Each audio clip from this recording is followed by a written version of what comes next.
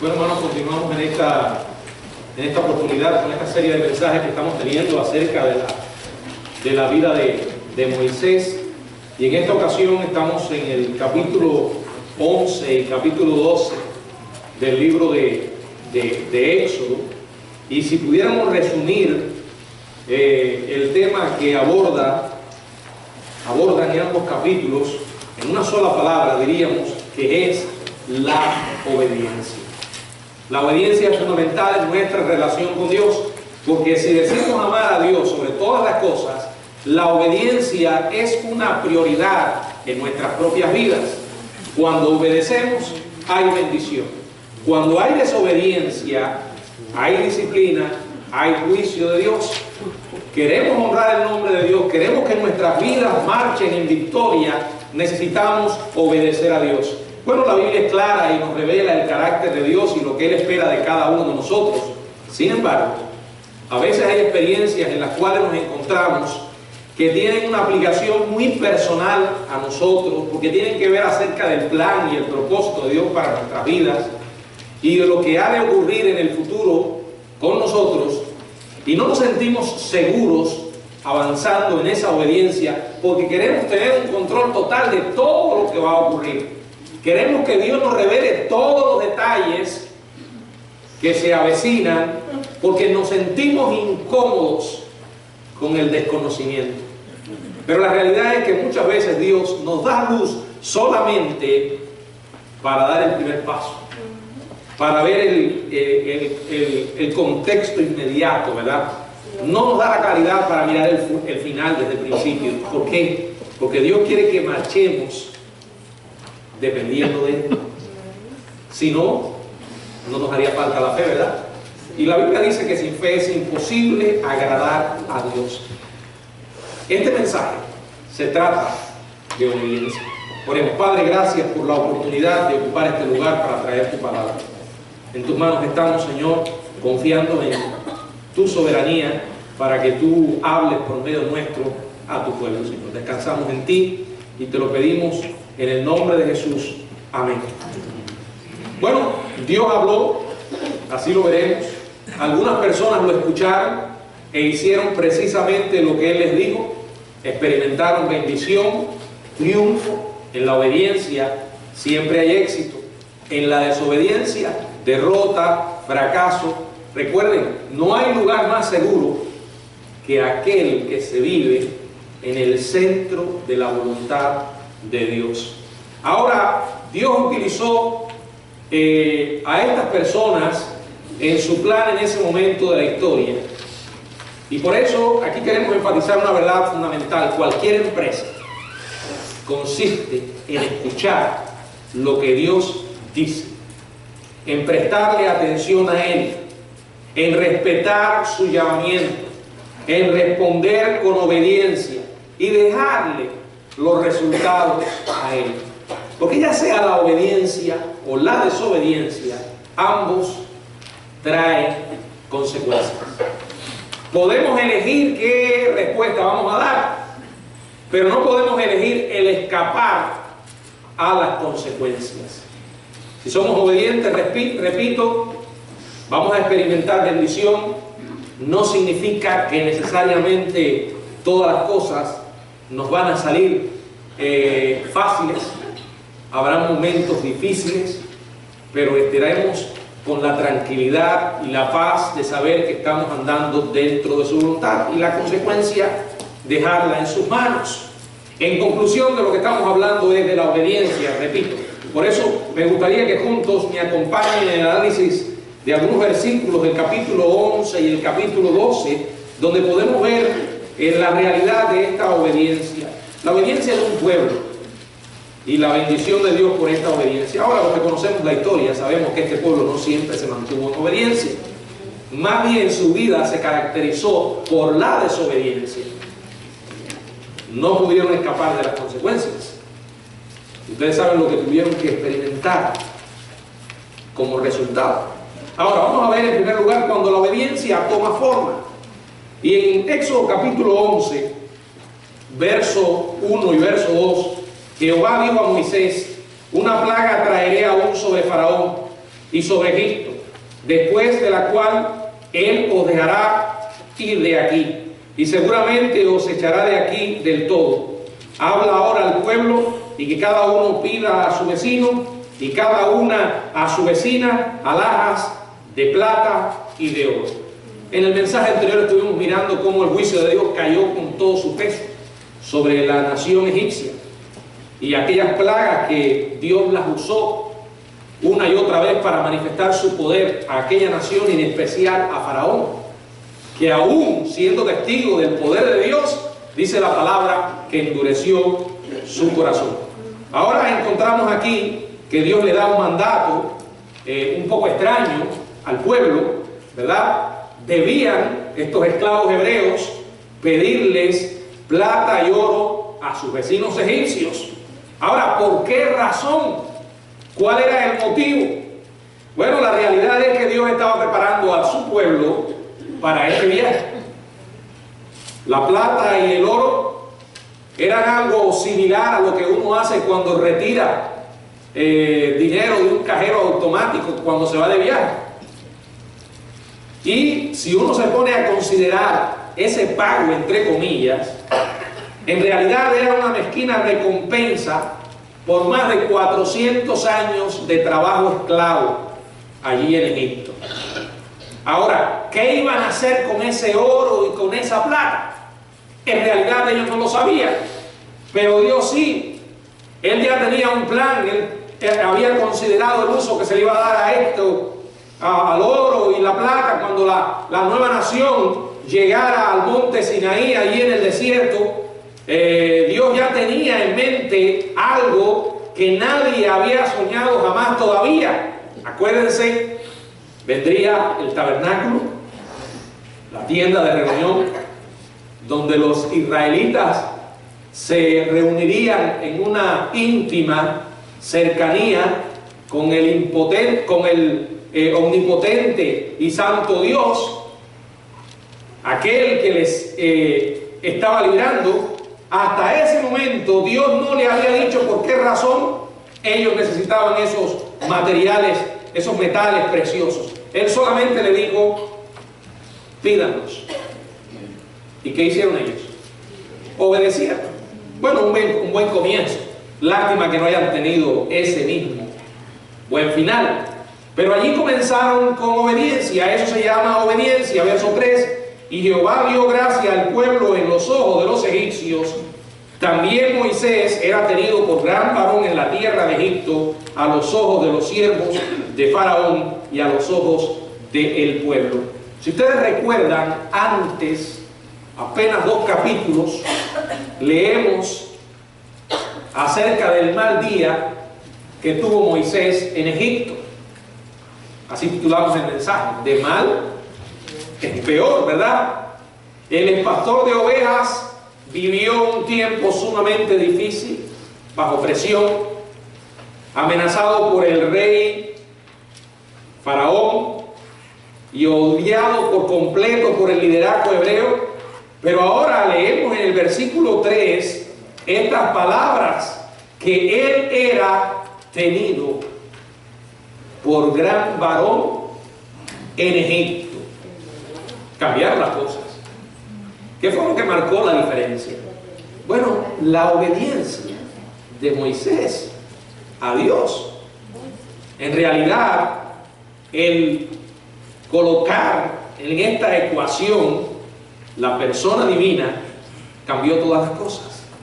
Porque cuando hacemos las cosas a nuestra forma, a nuestra manera, según nuestras magníficas ideas, entre comillas, magníficas ideas, y se nos olvida depender de Dios, estamos creando una fórmula segura para el desastre. Cuando confiamos en Dios y dependemos de Él de manera total, podemos confiar en que habrá victoria, no por nuestras capacidades, sino por el poder de Dios. Desde la corte del faraón hasta el hombre en la calle estaba diciendo: aquí tenemos un gran hombre. Moisés confió en Dios y Dios le dio gracia a los ojos de ellos. Dios se deleita en hacer esto. La palabra del Señor dice en Proverbios capítulo 16, verso 7: Proverbios 16:7, cuando los caminos del hombre son agradables a Jehová, aún a sus enemigos hace estar en paz con él. Y Moisés andaba en una senda agradable al Señor. ¿Cómo está tu vida? ¿Estás dejando al Señor que juegue un papel importante? ¿Estás confiando en Él? ¿Estás dependiendo totalmente de Él? Reconociendo que eres frágil, que nunca tenemos nada en absoluto bajo control. Por eso necesitamos a Dios. Y como alguien dijera, sin Dios la vida es imposible. Y muchas veces me pregunto, ¿cómo la gente puede vivir sin Él? Si los cristianos tenemos momentos difíciles, a los cristianos también nos salen mal las cosas. Nos enfermamos, nos entristecemos, lloramos, morimos y también mueren aquellos que amamos. Pero recordamos siempre las palabras de Jesús que dijo: en el mundo tendréis aflicción,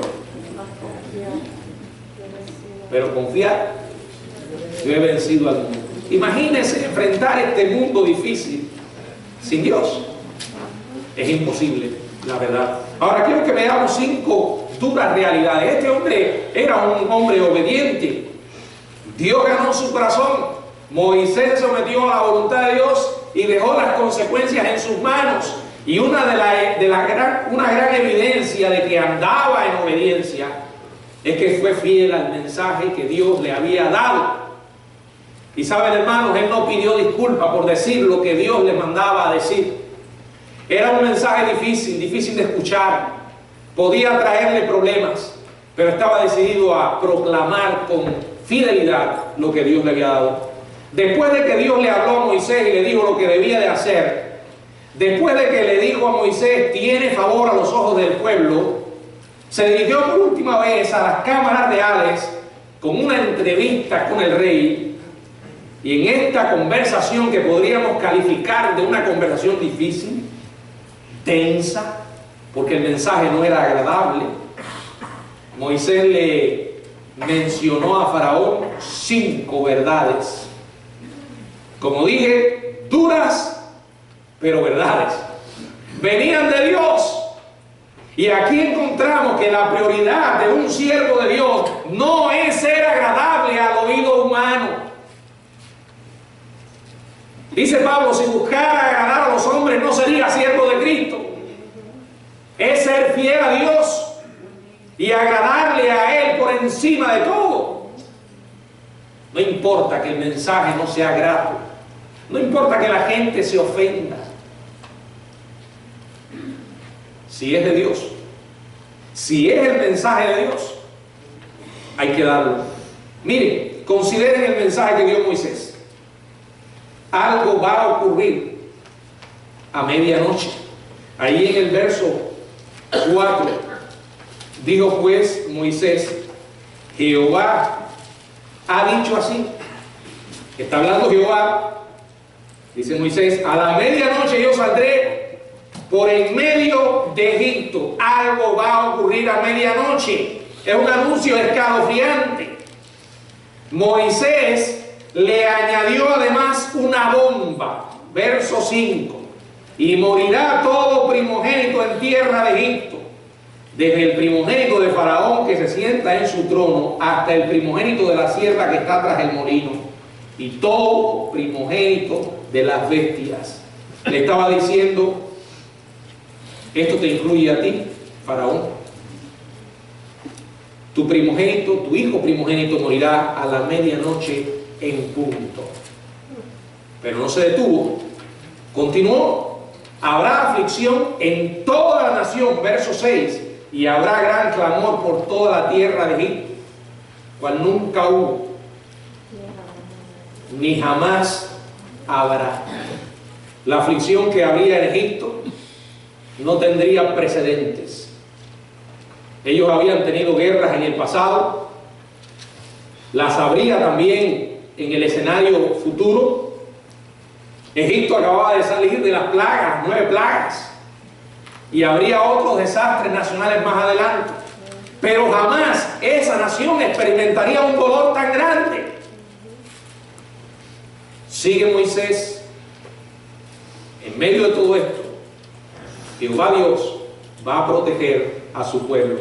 Verso 7. Pero contra todos los hijos de Israel, desde el hombre hasta la bestia, ni un perro moverá su lengua, para que sepáis que Jehová hace diferencia entre los egipcios y los israelitas. Al igual que los desastres anteriores, la población esclava hebrea estaría protegida. Y le digo más, habrá un éxodo, verso 8, y descenderán a mí todos estos tus siervos, e inclinados delante de mí dirán, vete tú y todo el pueblo que está debajo de ti, y después de esto yo saldré. Y salió muy enojado de la presencia de Faraón, después de decir esta última palabra, que es la palabra saldré. Moisés se dio media vuelta y se fue. Aquí yo veo a un hombre que no necesitó pedir disculpas por el mensaje que acababa de entregar, ni tampoco por la fuerza con la que lo hizo. Era el mensaje de Dios.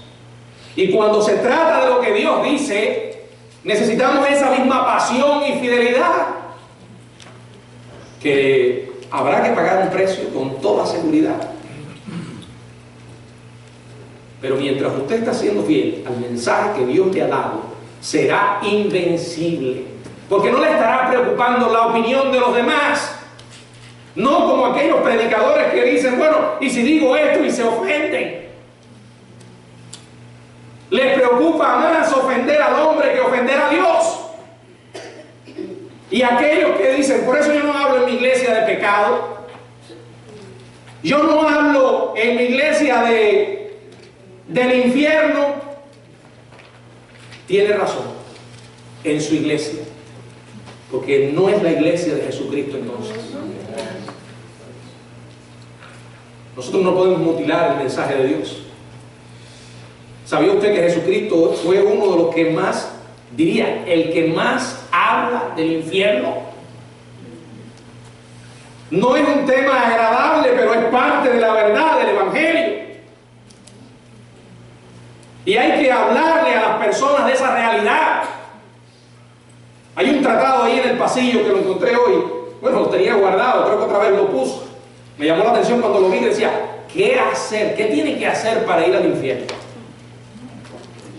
Y me llamó la atención y dije, voy a poner unos cuantos aquí porque esto llama la atención. Y cuando abres, dice, nada. No tienes que hacer nada, naciste condenado, la paga por el pecado es muerte.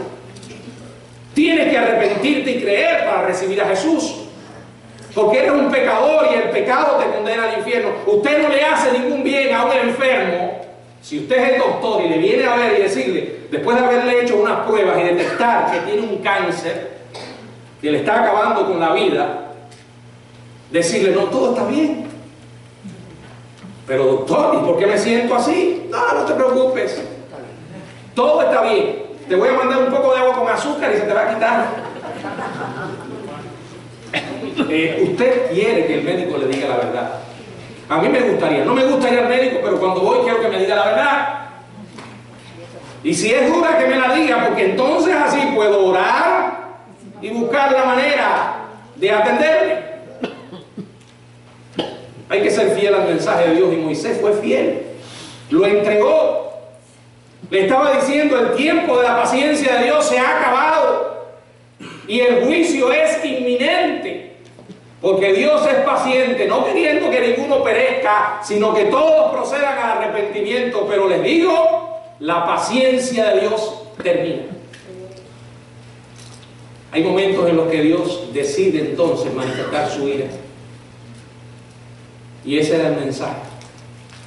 El pueblo entonces comienza a prepararse para un éxodo. Cuando Moisés sale de la presencia de Faraón, regresa a donde estaba el pueblo y comienza a darle instrucciones, como queriendo decir, ahora les toca a ustedes hacer su parte de obedecer. Faraón, ese Faraón testarudo, cabezón, endurecido, está en las manos de Dios. Él se encargará. Y créanme, hermanos, Dios se especializa en ablandar corazones. Ahora hay algunos que quedan endurecidos porque toman esta decisión, pero no escaparán del juicio como ocurrió con Faraón. Moisés volvería al pueblo, volvió para entender los mandamientos que Dios les había dado. Para comenzar, el Señor quería que el pueblo estableciera una conmemoración en el capítulo 12, verso 1. Habló Jehová a Moisés y a Aarón en la tierra de Egipto diciendo, verso 2, este mes os será principio de los meses para vosotros, será el primero en los meses del año. O sea, desde ese día en adelante, el calendario hebreo experimentaría una modificación para que registrara la importancia de este acontecimiento que estaba a punto de ocurrir. Verso 3, habla a toda la congregación de Israel diciendo, en el 10 de este mes, tómese cada uno un cordero según la familia de los padres, un cordero por familia.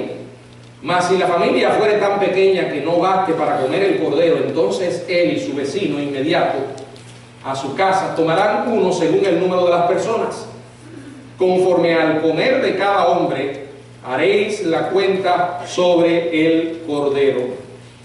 Yo no sé si usted se dio cuenta cuán cuidadosas y específicas fueron estas instrucciones. Y sigue diciendo en el verso 5, el animal será sin defecto, macho de un año. Lo tomaréis de las ovejas o de las cabras, y lo guardaréis hasta el día 14 de este mes. Y lo inmolará toda la congregación del pueblo de Israel entre las dos tardes. Y tomarán de la sangre y la pondrán en los dos postes y en el dintel de la casa en que lo han de comer. Ahora, ¿qué razón lógica había para hacer estas cosas con la sangre del cordero? Bueno, en realidad no había ningún poder, no había ningún poder en la sangre seca de un cordero sacrificado. Sin embargo, Dios, en su insondable sabiduría, diseñó un plan que requería únicamente una cosa. ¿Qué? Obediencia. Él nunca le pidió su opinión. Él no estaba haciendo una consulta. Cuando Dios va a hacer algo, Él no pide nuestra opinión. Él es soberano.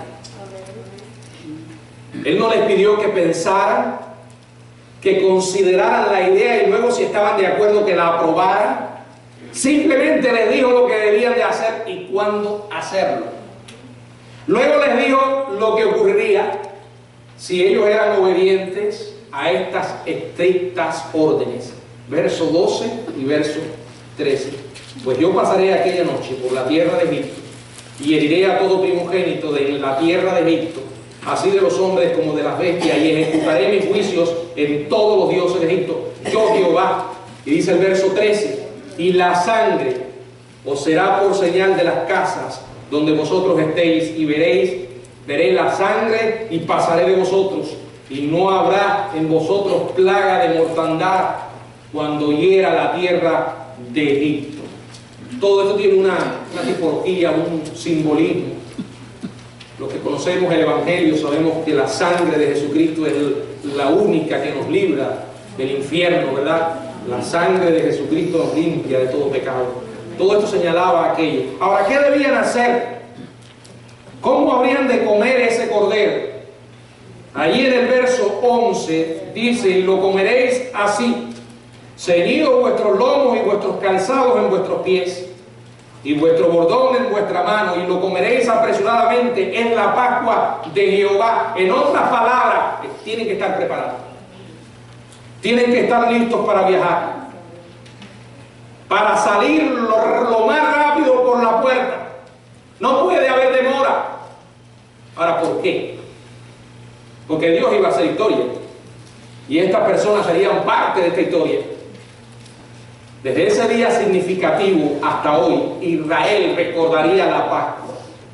Esa noche se haría historia. Y se hizo porque el pueblo creyó en el hombre de Dios y obedeció a su plan. Por eso el Señor les dice en el verso 14, y ese día os será en memoria, y lo celebraréis como fiesta solemne para Jehová durante vuestras generaciones. por estatuto perpetuo lo celebraréis. Y sigue el Señor dándole más detalles. Y después de esos detalles le dice algo que debían recordar. Verso 25 del capítulo 12 dice lo siguiente: y cuando entréis en la tierra que Jehová os dará, como prometió, guardaréis este rito. Y cuando os dijeren vuestros hijos, preste atención a esto, ¿qué es este rito vuestro? Vosotros responderéis: es la víctima de la Pascua de Jehová, el cual pasó por encima de la casa de los hijos de Israel en Egipto, cuando hirió a los egipcios y libró nuestras casas. Entonces el pueblo se inclinó y adoró. Me encanta esta parte de la historia. Todos los que somos padres tenemos tenemos un muy importante cometido, y es ayudar a nuestros descendientes a captar el significado de lo que hacemos y por qué lo hacemos. La fe no se puede heredar. Cada uno tiene que tener un encuentro personal con Jesucristo. Mis hijos no serán salvos porque son hijos de un pastor. No, porque un día entendieron que eran pecadores, se arrepintieron y aceptaron a Jesús. Cada uno tiene que tener este encuentro personal. Pero sí es responsabilidad de nosotros los padres preparar sus corazones. No somos responsables por su conversión, porque el que cambia vidas, el que hace una nueva criatura es solo Dios.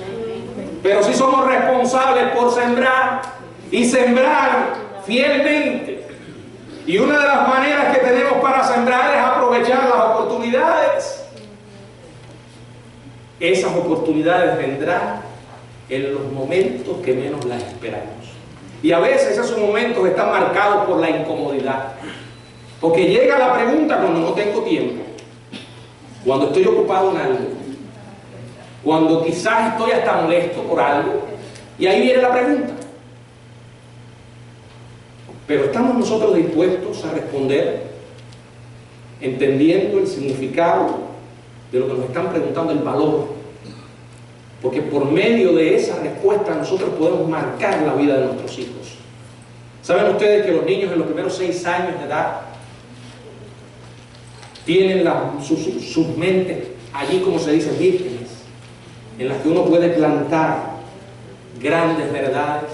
Algunos que dicen: pero los niños que son de 4 o 5 años menos no aprenden. Sí aprenden. Y están los otros necios, porque hay de todo en esta sociedad humana, y en la viña del Señor peor, que dicen: no, yo no voy a influenciar en la vida de mis hijos. Si yo soy cristiano, ¿por qué tengo yo que obligarlos? Ya cuando ellos sean grandes, un día ellos van a decidir. Bueno, es cierto que un día van a tomar su decisión, pero usted no puede dejar las cosas a la deriva. Es demasiado lo que está en juego. Y en esta sociedad, en este mundo enemigo de Dios, no hay neutralidad. Escuche bien: si usted no transmite la fe a sus hijos, las verdades que usted conoce, las verdades de la Biblia, los valores cristianos, el diablo lo hará. Es como aquellos padres que tienen una mente tan abierta y que dicen: bueno, yo no voy a obligar a mi hijo a que sea heterosexual. Si él quiere ser homosexual, bueno, es su decisión. ¿No han oído eso? Bueno, porque un niño, un varoncito nazca con órganos sexuales de varón, no significa que tenga que ser un varón. Ah, ¿no? ¿Y qué significa? Hay que dejarlo, porque ellos tienen su propia, elijan su propia identidad. Nosotros como padres somos responsables de enseñar a nuestros hijos varones que son varones, y a las niñas que son niñas. Porque si tú no lo haces, el mundo, el diablo, le va a enseñar su basura. Esa misma basura que llega hoy al mismo gobierno de los Estados Unidos.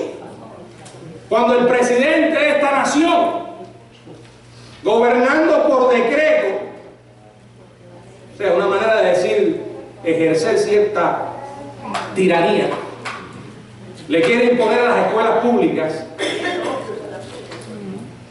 que tengan que aceptar que los transgéneros vayan al baño de su preferencia. Y si no lo hacen, le va a negar los fondos públicos. Pero les voy a decir algo más interesante. Y yo no estoy haciendo campaña política, estoy diciendo la verdad. Y si a alguien no le gusta, bueno. Hello, como dice. Los dos candidatos que están corriendo para la presidencia por ambos partidos creen lo mismo sobre el asunto. Nosotros no podemos esperar que el mundo mejore, ni que sea el maestro que enseña a nuestros hijos. Tenemos que tomar el asunto en las manos. Cuando el niño se te acerque y te pregunte, mami o papi, ¿por qué oramos antes de comer? En la casa de Juancito nunca oran, siempre se lanzan a comer. ¿Por qué nosotros hacemos eso? Mamá, papá, ¿por qué nosotros vamos el domingo a la iglesia? Si en realidad mis amiguitos y sus padres no nos llevan a la iglesia, ¿por qué? Mamá, ¿por qué ese vino y ese pan que comemos en la iglesia? ¿Qué quiere decir eso? Abuelito, ¿por qué esa muchacha que iba a ser una misionera, cómo supo? ¿Cómo se lo dijo Dios? ¿Saben? Vienen muchas preguntas. Y a veces decimos, mira, yo no tengo tiempo para ti ahora. Oh. Yo he pasado por todas esas etapas. En las etapas en que mis hijos preguntaban muchísimo. Gracias a Dios pude aprovechar las oportunidades. Van creciendo y ya no preguntan tanto. Ya no quieren hablar tanto con mami y papi. Ahora pasan todo el tiempo hablando con el celular. Sí, porque no es hablando por el celular, es hablando con el celular. Una especie de locura en la que estamos viviendo. Y ya llegará un momento en que no harán preguntas y tú querrás decirles algo porque no te hacen preguntas y ellos te van a decir, yo lo sé. O sea, la vida va cambiando. Hay que aprovechar las oportunidades. Bueno, algunos dirán, yo le dejo eso a la iglesia. O se lo dejo a la escuela. Estás empujando a tus hijos al infierno. Si usted va a la Biblia, la responsabilidad de formar a los hijos se dio en el hogar. Se enseñaba allí en el Antiguo Testamento, los padres transmitirán estas verdades a sus hijos, porque vivimos en una sociedad sin valor. Los valores morales y espirituales están por el suelo. La gente hoy en día para buscar un líder no busca un líder moral, sino un triunfador a los ojos del mundo. ¿Qué es un triunfador a los ojos del mundo? Alguien que sea popular, alguien que tenga plata, ese es un triunfador. Pero alguien que crea en Dios, que ame a Dios, que crea en los valores de la Biblia, no, la gente hoy no busca eso. Se ha perdido la integridad, ya no se buscan hombres y mujeres de integridad. Por eso la nación americana está como está. Y le voy a decir, no volverá a ser grande. Hace rato que dejó de ser grande. Porque donde la moral va por el suelo y donde la gente le da la espalda a la Biblia, no podemos esperar que las cosas mejoren. Ahora, estos son momentos únicos que tenemos que aprovechar. Oportunidades excelentes. Trátelas con seriedad. Moisés le dijo, Dios le dijo, cuando ellos pregunten por qué hacen esto, ustedes le van a explicar. Explíquele a sus hijos por qué usted lee la Biblia. Y también explíquele por qué usted no la lee cuando en la iglesia se enseña que se debe leer la Biblia. Porque también le van a preguntar eso. Explíquele por qué si usted dice que Dios es el primero en su vida, todos los domingos usted tiene un viaje que hacer. Y cuando llega a la iglesia es corriendo. También se lo van a preguntar. A mí me lo han hecho. No esas preguntas. Pero yo siempre he dicho, nadie mejor para manifestar cuando estamos actuando de una manera hipócrita que nuestros hijos. Porque muchas veces nos van a recordar, oye, ¿y por qué tú haces eso? Imagínense a un pastor. ¿Por qué tú haces eso cuando dices que no debes hacerlo? Y hay que ser honestos. Bueno, porque yo soy el pastor. No, está mal. Perdóname, yo sé que está mal, Dios lo dice, trataré de no hacerlo más. Es mucho lo que está en juego. Necesitamos transmitir estas verdades. Después de haber finalizado estas instrucciones específicas de la Biblia, leemos el verso 28 del capítulo 12. Y los hijos de Israel fueron e hicieron puntualmente así. Eso se llama obediencia. Como Jehová había mandado a Moisés y a Aarón. Y llegó la noche, cuando nadie durmió. Verso 29.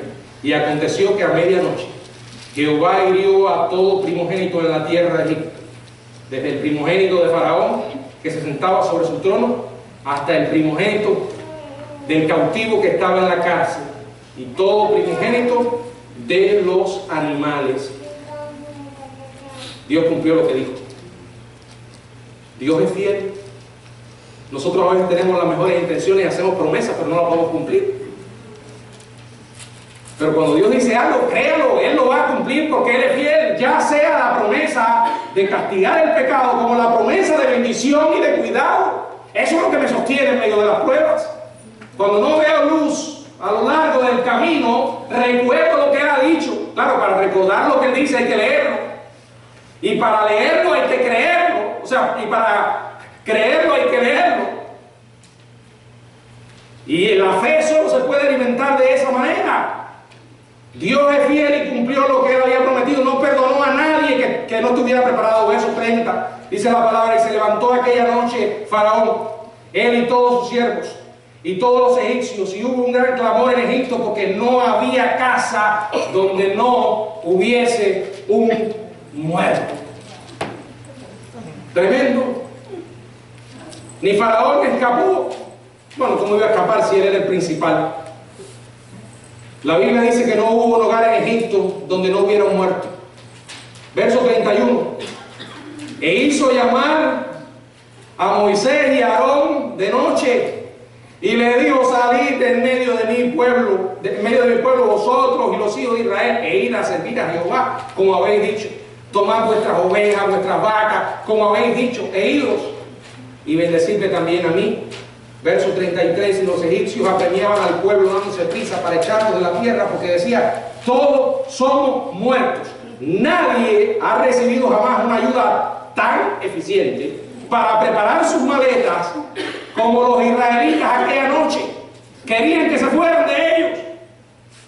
Fueron obedientes. Salieron cuando llegó el momento.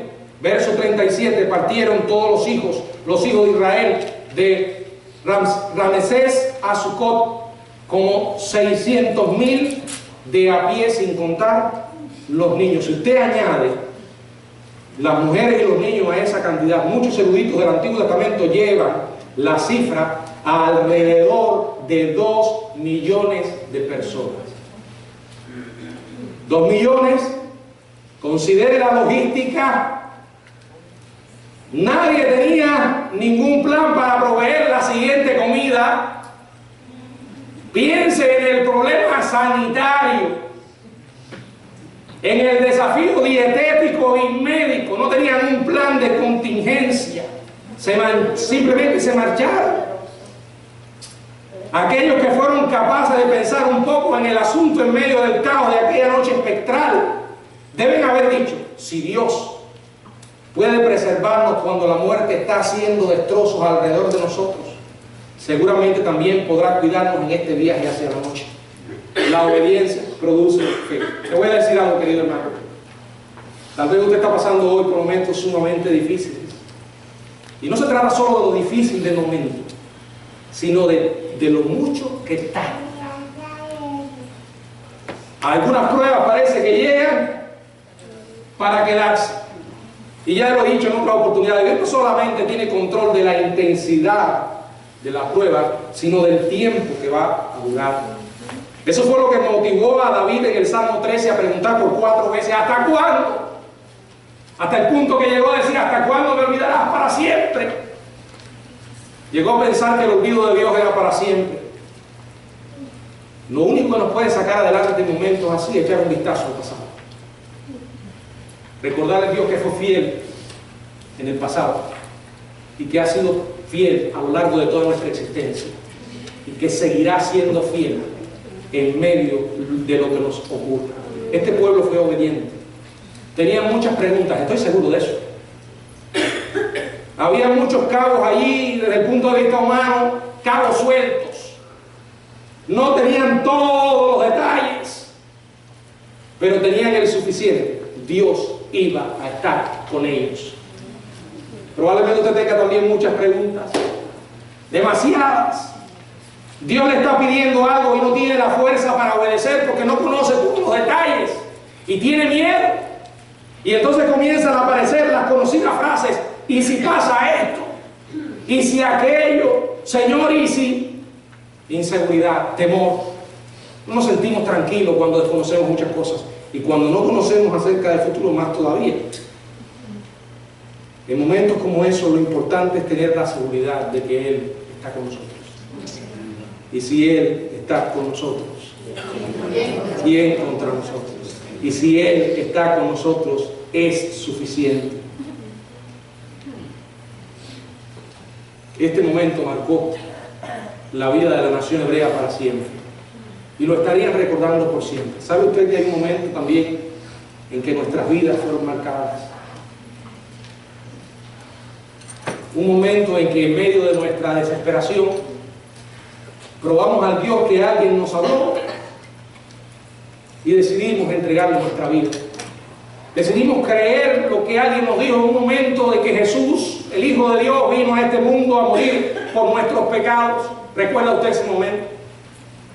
El día cuando conoció a Jesús, usted se encontraba en un Egipto, esclavizado. A pesar de que se creía libre, porque mucha gente se cree que es libre, y nos acusan a los cristianos: ustedes son esclavos. Nosotros somos libres, podemos hacer lo que nos plazca. Mentira. El que practica el pecado, esclavo es el pecado. Pero un día alguien nos habló. ¿Recuerda la emoción de ese momento? Cuando usted dijo: yo había escuchado muchas veces oír de Jesús, había escuchado muchas veces el mensaje del Evangelio, me hablaron muchas personas, pero hubo un momento en que Dios atrapó mi corazón. ¿Recuerda usted ese momento? A la persona que le habló a usted del Evangelio. ¿Recuerda cuando se dio cuenta de que no es que Cristo murió por los pecadores? Eso es verdad. Pero hay un momento en que cada persona tiene que entender: Cristo murió por mí. ¿Recuerda cuando aquel pastor o maestro le explicó el Evangelio por primera vez? Y de pronto usted dijo: ahora entiendo. Se le iluminó su alma. O aquel padre o aquella madre se sentaron contigo en tu cama y te hablaron acerca del pecado, de Cristo, de la eternidad. Sí, porque los padres no pueden dar por sentado que sus hijos son cristianos. No. Ni siquiera porque levanten la mano. Yo recuerdo un momento que nunca he olvidado, cuando yo estaba haciendo un llamamiento de consolación, predicando para que la gente aceptara a Cristo. Y de pronto me doy cuenta que entre aquellos que habían venido al frente estaba el pequeño Marcos.